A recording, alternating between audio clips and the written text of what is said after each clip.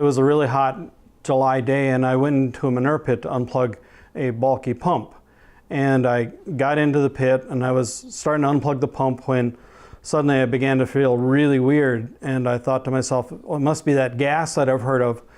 And so I began to exit the pit, and I was nearly out of it when everything just faded to black like at the end of an old movie. And I'd been overcome by hydrogen sulfide gas, which is one of the most deadliest gases known to man. And my parents discovered me floating in the manure a little bit later, and they summoned help, and then I was taken to a local hospital where they basically said, you know, he's probably going to die. But thank goodness my wife kept her wits about her, and she insisted that I be taken to Sioux Valley Hospital in Sioux Falls, and they worked on me down there and said that, well, if he lives through the next 7 days after that, we'll give him a 50-50 chance.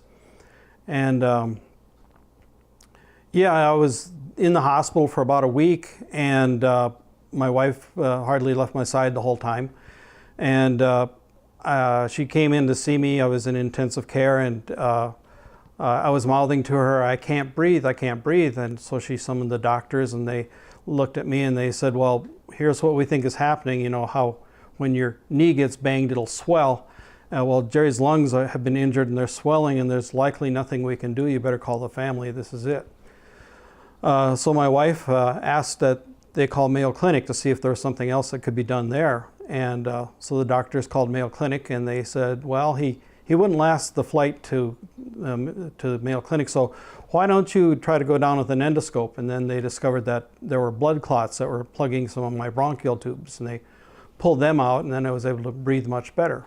The short story is there was a slow but steady progression, and after 5 weeks or so I was able to walk out of the hospital unassisted. And I went back about 6 weeks after the accident, after I got out of the hospital, and underwent a bunch of extensive and expensive tests to check my pulmonary capacity, and it was within the range of normal already at that time. So I was lucky to get out of that with very little other than a few scars, and but I was so anoxic at one point that my brain had begun to die, and I kind of lost my peripheral vision. Some of the cells in my vision center began to die, so I was that close to death. The isolation is a factor, and then the fact that farmers and ranchers are their own boss, you know, with the exception, of course, their wives. So nobody is telling you, well, you should get that cough looked at, or, you know, that's kind of an ugly cut you got there, you should maybe get that looked at.